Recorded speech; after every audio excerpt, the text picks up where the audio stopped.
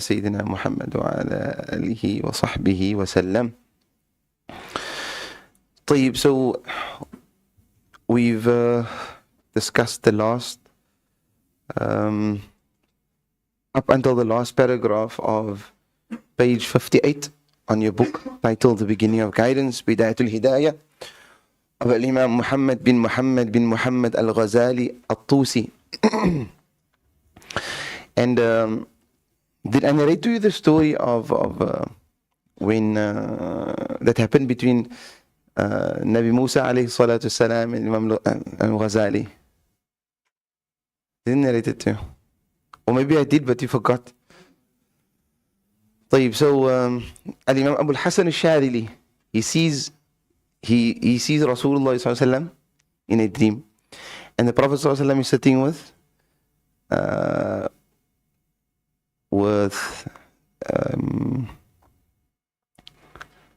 is sitting with the prophets, the Anbiya. And in Rasulullah sallallahu alaihi wasallam, he says, he's speaking to the prophets. Sayyidina Musa alayhi salatu wasalam, he stands up and he says, Ya Rasulullah. This is obviously a dream of Al-Imam al-Hasan al-Shadili. Al-Imam al-Haddadi captures this meaning and he says, وَالْحَبْرُ الَّذِي بَاهَا بِهِ أَهْلُ النُّبُوَّةِ خَيْرُ كُلِّ مُشَفَّعِ وَبِوَضْعِهِ الْإِحْيَاءَ فَاقَ فَيَا لَهُ مِنْ فَائِقٍ وَكَمِثْلِهِ لَمْ يُوضَعِ. So Al-Imam Abu al-Hasan al-Shadili, he dreams about the Prophet ﷺ, and he's sitting with Anbiya. Nabi Musa stands up and he says, Ya Rasulullah, Ya Sayyidina Muhammad ﷺ, you have a hadith wherein you say that Anbiya, ulama'u ummati ka Anbiya Bani Israel. The ulama in my ummah are like the prophets of Bani Israel. The ulama of my ummah are like the prophets of Bani Israel. Can you show us one of those people? Can you indicate to us, can you point out to me someone from your ummah that's like that? So he says, Na'am. And the Prophet calls Imam Ghazali to the front. He says, Ya Ghazali, ta'al. So when he comes forward, he says, Hada hu. This is him. So when Nabi Musa says, Masmuk, what's your name? So when Imam Ghazali says, Muhammad bin Muhammad al-Ghazali al-Tusi. So Nabi Musa says, إِنَّمَا سَأَلْتُكَ عَنْ إِسْمِكَ. I just ask you your name. I ask you your name. You give me your name, your father's name, your grandfather's name, where you come from, and your village. So Imam Ghazali, he doesn't say anything to Nabi Musa. And he turns to the Prophet ﷺ and he says, Ya Rasulullah, O Messenger of Allah, أَرُدُّ عَلَى نَبِيِّ اللَّهِ مُوسَى أَمْ أَتَأَدَّبْ مَعَهُ. Shall I respond to Nabi Musa, or must I just remain quiet and exercise adab? So the Prophet ﷺ says, "But رد عليه, answer him." So Imam Ghazali, he tells Nabi Musa, Ya Nabi Allah Musa, O Nabi Musa, when Allah subhanahu wa ta'ala told you, وَمَا تِلْكَ بِيَمِينِكَ يَا Musa, in Surah Taha, what is this in your right hand, O Musa? You said, هِيَ عَصَايَ أَتَوَكَّأُ عَلَيْهَا وَأَهُشُّ بِهَا عَلَى غَنَمِي وَلِيَ فِيهَا مَآرِبُ أُخْرَى. You said, Oh Allah, this is my staff. I use it to lean on, and I use it to guide the sheep, and I use it for other reasons as well. For other reasons as well. But Allah only asked you what is in your hand. You should have just said it's your stick. But you said it's my stick, can I use it for this and that and that? And so he says, when you, O Nabiullah Musa, when you added those things, you wanted to prolong the discussion between you and Allah, and I wanted to prolong the discussion between myself and you. So Nabi Musa says, Sadaqta ya Rasulullah, you spoken the truth. Indeed, this man is like the prophets of Bani Israel. Allahu Akbar. وهذا الإمام الغزالي, we're doing his book. And he says, if you cannot manage to fulfill the rights of your religion while associating with people, and you cannot remain safe, then solitude is better for you. You should adopt solitude for in it is safety. So he's saying, worst case scenario, you can't be of benefit to people. You fear that people will not be saved from you, meaning they won't be safe without you harming them. Then best thing for you is just go in solitude, go in uzla. Because you have no benefit to people, but also you fear that harm may reach people through your hands. So go into into seclusion or in solitude. He says, if in your solitude, now you go into uzla. He says, if in your solitude, devilish insinuations draw you to what is displeasing to Allah, and you cannot root them out without duties of worship, then you should go sleep. He says, now you're in solitude. But now, whilst being in solitude, wasawis, shaitans, insinuations, the waswasas is coming to you, do this, do that, do haram. If you can't drive it away with acts of ibadah, then rather go sleep, because then sleeping is better for you. Sleeping is the best state for you. When you are unable to gain the spoils of war or of battle, at least we are at least content with safety in defeat. Right? When we are unable to gain any spoils of battle, we are at least content with safety in defeat. But how sorry is the state of one who can only save his religion by making his life non-functional? After all, sleep is the brother of death. It is to suspend progress in life and join company with inanimate things. Heed this, and you will be divinely guided if Allah so wills. Allahu Akbar.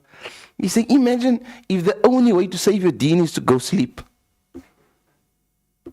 Yeah, your deen is, if you're going to be awake, your deen is not going to be safe. You're going to lose out. You're going to cause harm. You're going to be of no benefit. In your own self, you're going to destroy your own deen. So to save your deen, you must go sleep. Astaghfirullah. And he says, how sorry is the state of a person who the only way to save his religion is to make his life non-functional. And this is the reality. Some people, they only save, others are saved from them when they are sleeping. And you must sleep, Peter. You just cause ructions if you're awake. Go sleep, brother. You're better off sleeping. Allahu Akbar. Subhanallah. And then, of that sleeping, he's not benefiting from his sleep. Because a person who cannot make his life while he's awake functional, his sleeping most likely will not be functional. Well, meaning it will be of no benefit to him. However, these people who the waking moments is functional, and the sleep is also functional. Meaning that, as one of them said, إِنِّي لَأَرْتَجِي فِي نَوْمَتِي مَا أَرْتَجِي فِي قَوْمَتِي. I hope to receive the same reward I get while I'm awake, to get the same reward while I'm sleeping. Because when they sleep with intention. When they sleep with a purpose. When they sleep because they have goals. For after when they wake up, I'm going to do this and this and this and this and this. And when they sleep in ibadah.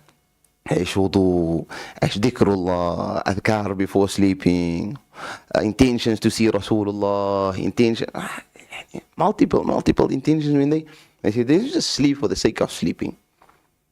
Right? As this comes in the narration, comes in the Ihya, that one of the shaitan, he walked with this person. He walked to this person to the masjid, pretending to be a musalli, trying to disrail this person. Eventually the person, he still went to the masjid. When he came to the door of the masjid, he couldn't go in. So this person asked him, why are you not coming in now? So he says, no, I can't come in. I'm actually shaitan. I just took the form of a human being, but I'm actually shaitan. So he said, but now why can't you come in? He says, you see that person that is making salah there? You see that person making salah? Next to him is a person that is sleeping. That person that is sleeping there, his light is burning me while I'm standing at the door of the masjid. That sleeping, not this person making salah. That man that is sleeping there in the masjid, his light is burning me while I'm busy standing by the door of the masjid. I can't go past this. So he said, so our teacher, when he narrated the story, he says, amazing is the state of a believer that he's sleeping, but those who are awake are protected through him. He's sleeping, but those who are awake are protected through him. May Allah grant our sleep to be like that, Ya Rab.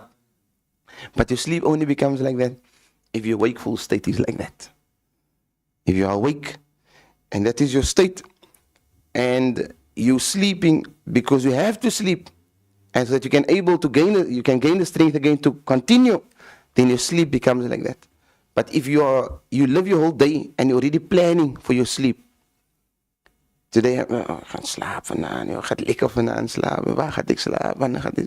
You're planning already your sleep, meaning your day revolves not around your ibadah, your day revolves around your sleep. Same way some people, they plan around their meals. They don't plan around the awqat and ibadah, they plan around their meals. Oh, what am I going to eat tonight? Tomorrow, what am I going to eat tomorrow? Oh, I can't wait for the weekend because I'm going to go there and I'm going to have that burger. Plan around your ibadah. And everything else that is habitual, sleeping and eating and drinking, should be just to allow you to facilitate for your ibadah. And may Allah grant us understanding and guide us, Ya Rabbal Alameen. Next. Bismillah ar-Rahman ar-Rahim. Preparation for other prayers. You should get ready for the Dhuhr prayer before midday. Therefore, you should take the siesta before this time. If you stay up at night for the night vigil, prayer, or remain awake for some other good purpose. Sorry, siesta, is it the English word? I'm just asking, I'm not... La. Is it the English word? It sound, it's not the... No, it's not siesta. Spanish. It's a Spanish word. No.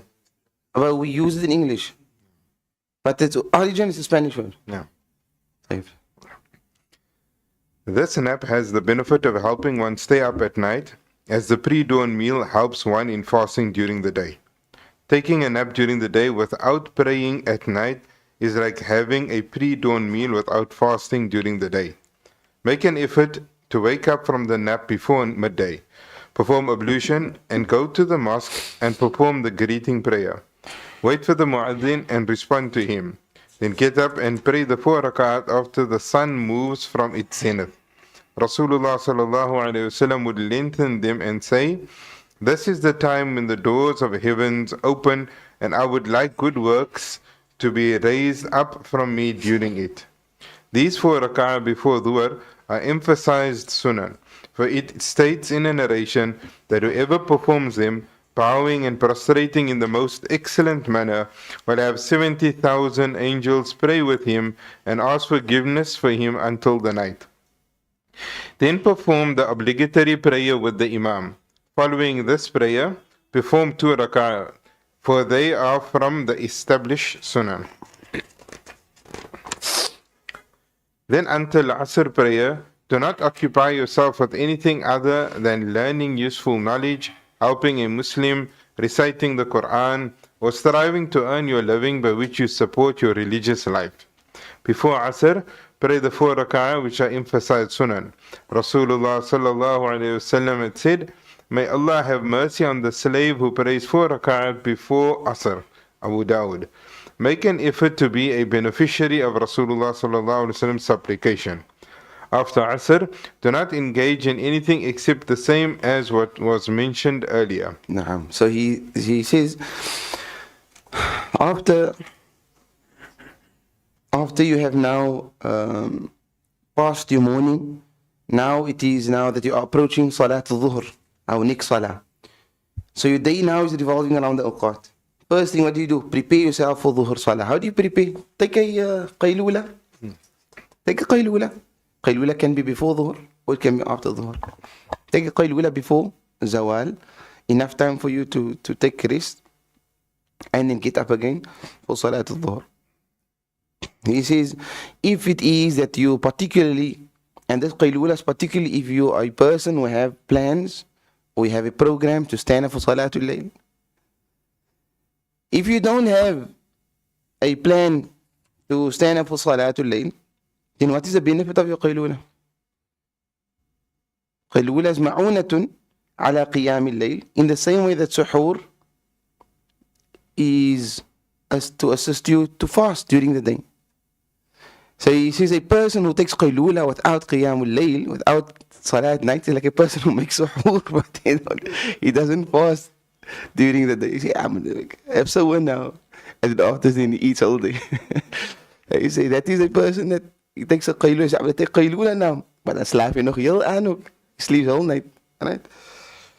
والقيلولة من غير قيام بالليل كالسحور من غير صيام بالنهار. He says فإذا قلت فاجتهد أن تستيقظ قبل الزوال فإذا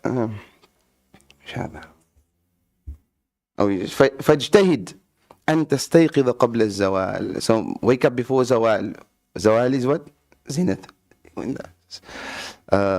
It is Zawal is when the sun is where is the English translation now? Zawal is when the sun is just past the mid, like the dead center of the sama.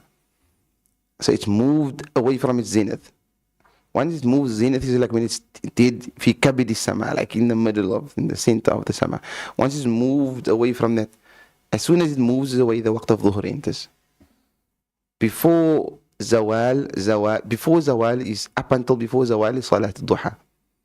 All the way from the morning, from the time when the sun rises, the length of a spearhead above the horizon, a spear above the horizon, the length of a spear above the horizon, all the way up until before zawal. Once the time of zawal is entered, it's literally like minute, 2 minutes, and it moves off that center, the time of dhuhr. The time of dhuhr enters. Right? No, zawal is zawal is izalat al-shams an kabid al-sama. So zawal is you're moving away from zenith.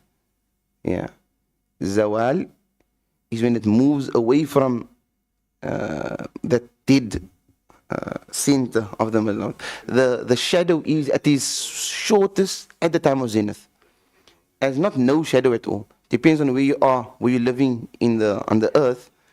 There may be a shadow, but it would be at the shortest when it is in just before zawal. That's why they say the time when the sun is zenith plus the shadow at the time of the مصير ظل الشيء مثله أو مثليه. The time, how is it now? The time when at zenith is the shortest, so you must add that. Yes, you add that of the length at the time of zenith to the length of the length of the object. Because that is also counted as part of the shadow. Unless there was no shadow, then you don't have to add anything. So, no. I don't know if that was the question. So he says, وتوضأ and then perform your wudu وتحضر المسجد وتصلي تحية المسجد. Perform your salat تحية المسجد. We spoke about that. تنتظر المؤذن. You wait for the mu'adhin to make adhan. فتجيبه and then you respond to the mu'adhin. We spoke about the answering and responding after the mu'adhin. ثم تقوم and then you say فتصلي 4 ركعات. Perform 4 rak'ahs after zawal. 4 rak'at after zawal, it is the sunnah before wudu. However, the mu'tamad, the more preferred view in the Shafi'i madhab, that is 2 sunnah mu'akkadas, not 4. 2 sunnah mu'akkadas before dhuhr, 2 sunnah mu'akkadas after dhuhr. السنة المؤكدة قبل, as it calls الرواتب, sunan الرواتب المؤكدة, that is confirmed by the Prophet sallallahu alaihi wasallam, are 10 or 12.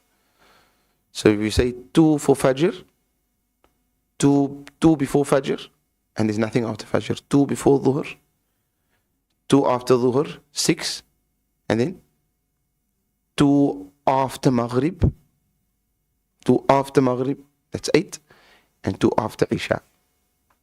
That is 10. Mu'akkada. 4 before Dhuhr, the Mu'tamad, it is not Mu'akkad. Can I make 4? Yes. We encourage to make 4. The Prophet ﷺ spoke about the virtue of making 4 rak'at before dhuhr. The Prophet ﷺ said, من صلى قبل الظهر 4 وبعد الظهر 4 غفر له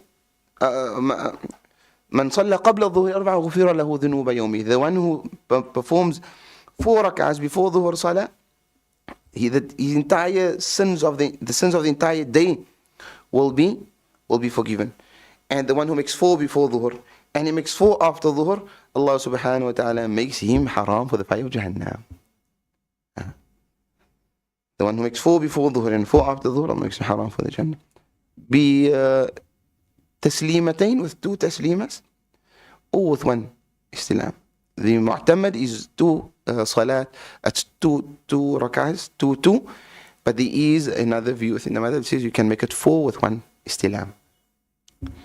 As you would make salat al-dhuhr in the same way. Allah Akbar. Then he says, كان رسول الله صلى الله عليه وسلم يطولهن ويقول هذا وقت تفتح فيه أبواب السماء فأحب أن يرفع لي فيه عمل صالح. رسول الله صلى الله عليه وسلم used to lengthen those 4 rak'at, or the rak'at and he used to say, this is the time when the doors of Sama opens, and I love that my good deeds must be taken up whilst I'm busy making salah. وهذه الأربعة قبل الظهر سنة مؤكدة. He says that these before dhuhr, these 4 rak'at before dhuhr are emphasized sunnahs, but the qawl al-rajih is that it's 2 that is mu'akkad, that it's emphasized, and the other 2 is غير مؤكد. Meaning the Prophet ﷺ performed it at times and never performed it other times. But he definitely performed every day 2 rak'ahs before. He definitely performed every day 2 rak'ahs after. But at times you'd perform 4. So it makes it not emphasized. ففي الحديث comes in the narration أن من صلاهن وأحسن ركوعهن وسجودهن صلى معه 70,000 ملك يستغفرون له إلى الليل.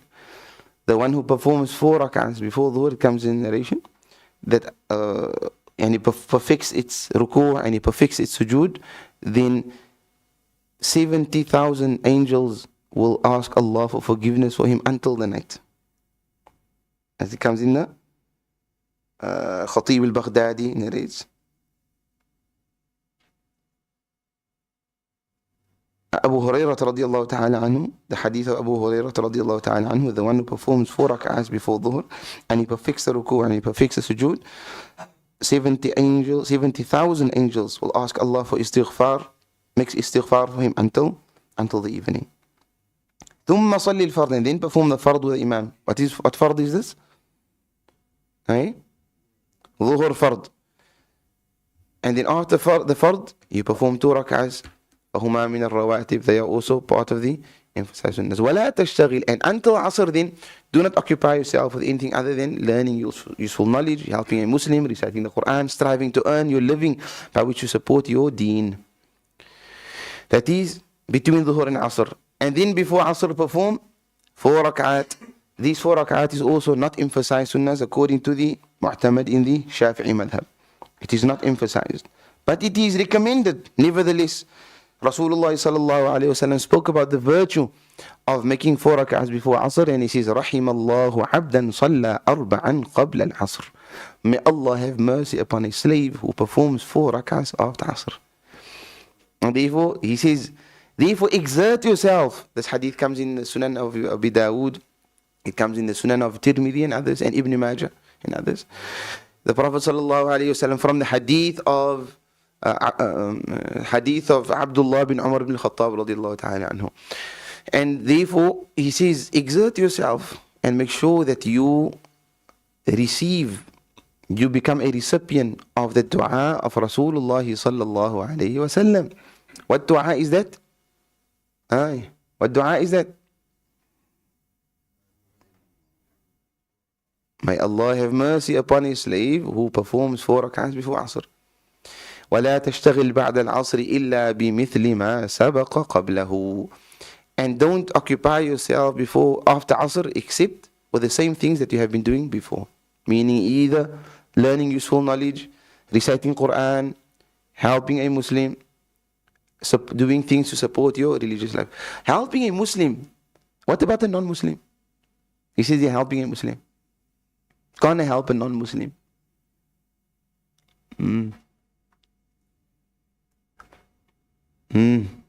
Helping a non-Muslim as well? Akid. However, Al-Imam Al-Ghazali, he lists the preferences. There is a big difference between helping a person who's a Muslim and helping a non-Muslim in terms of reward. But helping a non-Muslim is also rewarding. If you're helping him, you're in the Wallahu fi auni al-abd. The Prophet says Allah is in the aid of a slave for as long as he's in the aid of a brother. Brother in Islam? Na'am, most certainly. Brother in humanity? Some say brother in humanity as well. Brother in humanity as well. And but these agreement amongst the scholars that helping and aiding a Muslim is greater and more in reward than helping a person who is, because when you help a Muslim, you aid him in obedience of Allah. When you're helping a non-Muslim, you're helping him, but that person is not going to obey Allah subhanahu wa ta'ala. He transgresses Allah ta'ala's law, and his very form of disbelief is a form of transgression. May Allah ta'ala grant us to occupy ourselves with that which is beneficial in those times. Ya Rabbal Alameen, Ya Rabbal Alameen. And therefore they say one of the things that a person should not do after Asr is sleep. He shouldn't sleep after Asr, because Asr is before Asr, after Fajr, all the way till Dhuhr, they say is the time when Allah Ta'ala sends physical sustenance. After Asr until sunset is the time when Allah sends spiritual sustenance. Physical sustenance, and therefore leaving early morning, seeking your physical provisions, your worldly provisions, best early after Fajr. As soon as Ishraq is done early, spiritual sustenance, physical sustenance, worldly sustenance. After Asr, spiritual sustenance. Therefore the person who, because spiritual sustenance, the scholars used to say, النوم بعد العصر يورث الجنون. A person sleeping after Asr, sleeping after Asr brings about insanity, causes insanity. Sleeping after Asr causes insanity, junun, malakhit, madness. Na'am. So you'd find in our books of fiqh also they speak. Shouldn't sleep after Asr. Unless it is, meaning he shouldn't sleep, he mustn't make it a custom. Even now and then, out of tiredness, and he has programs the evening, so out of tiredness, he just rests. But he mustn't make it a custom and a practice for him to sleep after Asr. So this is one story with the person, he heard the alim says, sleeping after Asr causes insanity. So he went to sleep. So he sleeps after Asr. He went to sleep after Asr. And then after he slept, after he woke up midnight. He woke up midnight, 12 o'clock. And he woke up, he looked at himself, asked his wife, am I fine? Okay, no, I'm fine, okay. Alhamdulillah, so he went to the Sheikh, knocked on his door. He says, yo, Sheikh, knocked on the door. The Sheikh came out there. The Sheikh said, Naam, marhaba. What's wrong? He said, Sheikh, you said that sleeping after Asr causes insanity. I slept after Asr and I am completely fine now. So Sheikh said, the fact that you're coming 12 o'clock to me to tell me that it shows you are insane.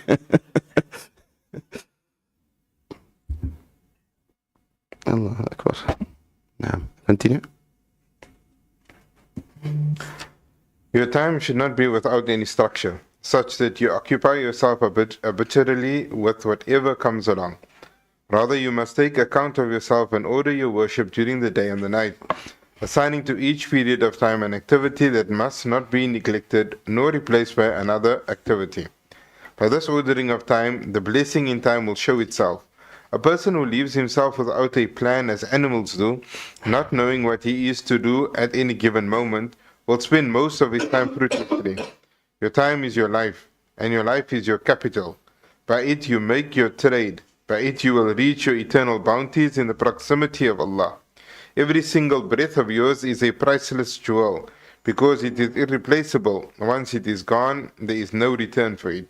So do not be like fools who rejoice each day as their wealth increases while their lives decrease.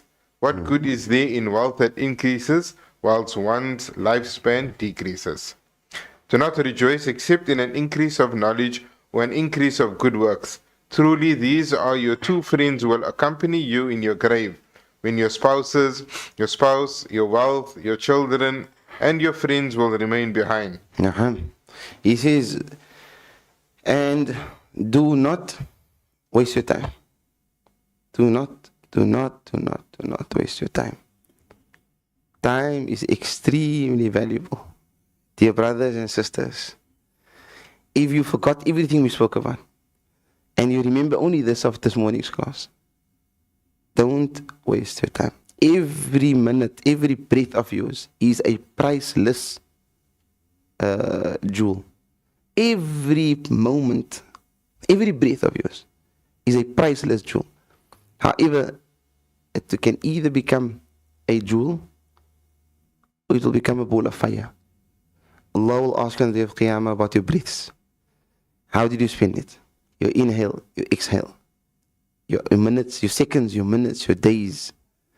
Those things makes accumulatively your life. And therefore they say, Innama anta ayyam. O son of Adam, you are just accumulatively, you are made up of days. So when one day passes you, then part of you is gone. And it will never return. And therefore, they say, Kullu yabna Adam. The day, every morning, when a new day comes, when the dawn breaks, then the day calls out. And the day says, Yabna Adam, O son of Adam, Ana yawmun jadid. I'm a brand new day. The day calls out to us, everything. Yabna Adam, Ana yawmun jadid. I'm a brand new day. Wa ala amalika shaheed. And I am witness to whatever you're going to do now, today. فَاغْتَنِمْ مِنِّي. So take benefit within me. فَإِنِّي لَا أَعُودُ إِلَىٰ يَوْمِ الْقِيَامَةِ. Because I'm not going to return except until the day of Qiyamah. That's the next time the day comes. The day comes, the day of Qiyamah, when you're going to be in front of Allah. And Allah asks you, Sunday, the 15th of September 2024, what did you do? Once the day now passes, then the day of Qiyamah is going to come again forward. The day will come forward in you. So he says, take benefit in me, because the next time you see me will be the day of Qiyamah. Allahu Akbar. So if you understand this concept, and every day is a brand new day, how can we allow days to pass by when we're just idling and we're doing nothing? Not possible. Because when you stand in front of Allah and that day presents itself, you must be able to find goodness within that day. Imagine you find that there's just a whole lot of idle, nothing, absolutely nothing. Ya hasrata ala ma farrattu fi jambillah. The person will say, how disgraceful is it, and how have I wasted my time? Allah Ta'ala has given me this time to benefit me. And he says, and put in every slot, work out your roster. Like you work out your meetings, come to work, 8:30, check mails, till 9. 9:30, 9 to 19, tea break. 19, meeting until 11. And you have a full roster. Seeing a patient, after that, another patient, after that, and you have a roster. You look at my diary and say, oh, my day is full. I can't go today. Sheikh, doctor, can I see doctor? Oh, I can't. I'm fully booked today. Come tomorrow or come next week. My whole week is already planned. People have the roster. The whole day is booked out already. So when you come and you ask, I would like to come and see you. My day is tight. It's very tight. But between the when the adhan of dhuhr go off, I have to walk to the masjid. Inshallah, there is a gap there. Inshallah, I can slot you in there. I have to drive to the masjid. I have 10 minutes there. You can speak to me. You can call me. The time is murattab.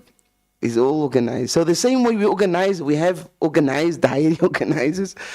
The Salihin have diaries as well. Al-Habib Abdullah bin Hussein bin Tahir, when the time when they had that watches came out, and they used to wind the watches. I mentioned the story probably like 10 times already. But it's so profound. And when that, what they call it, that watches that you wind upright, the watches that you're winding watches. When it just came out, so Habib Abdullah bin Hussein bin Tahir, and they knew he was very particular on his time. He never used to waste his time. As I mentioned in one of the Mawali, he says that when he was studying, him and his brother Habib Tahir bin Hussein bin Tahir, during the days of studies, then they used to eat. And so Habib Abdullah bin Hussein bin Tahir told brother, listen, yeah man, we're wasting too much time eating. So he says, what do you want us to do? We must eat. So he says, I got a better plan. I eat and then you read to me. And when I'm done eating, I will read to you and then you eat. In that way we don't waste time. And this is not strange. Some of the scholars, there is narrated that for 30 years, he's never taken his hand to pick up food. because he says it takes too much time. So you sit with a book like this. You sit with a book, and then his wife used to give him food. For 30 years. 30 years. His wife used to put food in his mouth, and then he's busy reading. Because he never had that time for him just to pick up food. Some of them used to say, I don't eat bread because I've gauged my time and I noticed that bread takes longer to eat than rice. Because bread you have to break and then you have to pick up and put it in your mouth, whereas rice you just pick up and put it in your mouth. So it's easier for me to eat, so I don't eat bread just because of that time it takes me, I waste in eating bread. Subhanallah, subhanallah, subhanallah. To that extent, the time was. So Habib Abdullah bin Hussein bin Tahir, he had this, one of the students came and they gave him this watch. And they say, Habib, this is a brand new invention. It just came down in the market. He said, what is this? This is a waqt, as a sa'a. They said, what does this thing do? He says, this sa'a, Habib, this watch is so you can better manage your time. He said, MashaAllah, Jazakumullah khair. And this is what I need. But this time is already organized. I said, oh, this is what I need. 2-3 days later passes. He comes, he says, Habib, كيف وجدت الساعة? How did you find the watch? He says, الساعة حقكم هذا عطلت. This watch of yours stopped working. I said, Habib, can't be. This is a brand new watch. Let me see. He took it, he started winding it up, and tick, tick, tick, tick, tick, it worked again. I said, Habib, yes, it's working. He says, Habib tells him, Habib Abdullah bin Hussein tells him, what was the problem? He says, no, Habib, this is just wind it up. So he says, you're giving me something to waste my time or to preserve my time. I don't have time to wind up. My time is all occupied. I don't need this. This is going to waste my time. Subhanallah. Subhanallah. Allahu Akbar. And therefore, Sayyidina Abdullah ibn Mas'ud, he used to say, ما أسفت ما ندمت على شيء. There's nothing that brings me greater sadness. Listen to this. Abdullah ibn Mas'ud, the companion of the Prophet ﷺ, should say, there's nothing that brings me greater sadness than the day that passes me by where my actions have not increased but my life has decreased. There's nothing that brings me greater sadness than the day that the sun sets. My life decreased, but my actions did not increase. Allahu Akbar. This is Abdullah ibn Mas'ud, man. I mean, like, really? How can his actions not have increased within that day? But that is the himmah. That is the aspiration. And that's how we need to monitor and preserve our time. And may Allah subhanahu wa ta'ala grant us the tawfiq to be able to preserve our time. And once you pay attention to your time and you hold yourself accountable, then you will see Allah will put barakah in your time. Na'am. Allah places barakah within your time. But if you don't attach value to your time, then the person becomes like an animal. Animal he doesn't have time. He eats and then he drinks and then he walks. He's got no worries. Right? Does this a bit, he does that a bit. There's no structure within his day. So he becomes like an animal. Allah grant us to preserve our time, Ya Rabbil Alameen. Allah grant barakah within our time. So we can do within our time that which will cause us to be amongst those who are close to Rasulullah sallallahu alaihi wasallam and in his company. Ameen, Ya Rabb. But a person who wastes his time in the dunya, who doesn't attach value to his time, you can't be with Rasulullah. You can't be. You can't. It's impossible. How can you be with Rasulullah sallallahu alaihi wasallam in Jannah? How can you be with him on the day of Qiyamah if you're wasting your time? If you don't attach value to that which he attached value to? One of the great sunnahs, attaching value to your time. Oh Allah, forgive us our shortcomings. And oh Allah, we ask you, Ya Rabb, that you remove from our life anything that wastes our time. And that will be a cause of us not being close to your Rasul sallallahu alaihi wasallam on the day of Qiyamah. And it will be a cause that will be the cause of us having veils, that will place veils between us and you. Oh Allah, let us shed all the veils between us and you. And grant us tawfiq to stand up in Salatul Tahajjud, in Salatul Layl. Salatul Layl and Salatul Tahajjud is a key to barakah during your day. Ameen ya Rabbil Alameen. Sallallahu ala Sayyidina Muhammad. وعلى آله وصحبه وسلم. Any questions? مرحبا. For those who want to take a break, inshallah, they can take a break.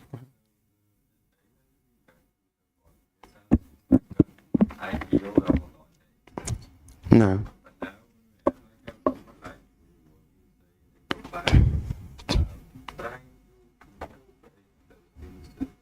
Very difficult. Maybe it's from time-consuming perspective, or you physically can't because of limitation or different case would be. So, what would be like a practical step to start incorporating these kind of things? We mentioned in the past adopting. I don't know. You may have. This point may have slipped some. Is maintaining observing 4 times. Before Fajr, after Fajr until Ishraq, after Asr, or about an hour before sunset, and between Maghrib and Isha. So those 4 times, if you observe them, then it makes up for the rest of the times, the rest of the day. Not only the rest of the day, whatever you have missed of your past, whatever you've missed of your past life that we wasted, it makes up for that as well. 4 times, again, before Fajr, even a few minutes before Fajr, after Fajr until Ishraq, sunset, before sunset, even a few minutes before sunset, and between Maghrib and Isha. Those 4 times are the most crucial times during the day. Don't waste them. Naam, inshallah. And then Imam al-Ghazali is very practical. He's not saying that you must just do those things. He says also that you can engage in worldly things. You can work, you can do this, you can do that. But he lists in a priority order. Priority first thing. And then if you have to work, but work with the right intentions. Any other questions? Alhamdulillah.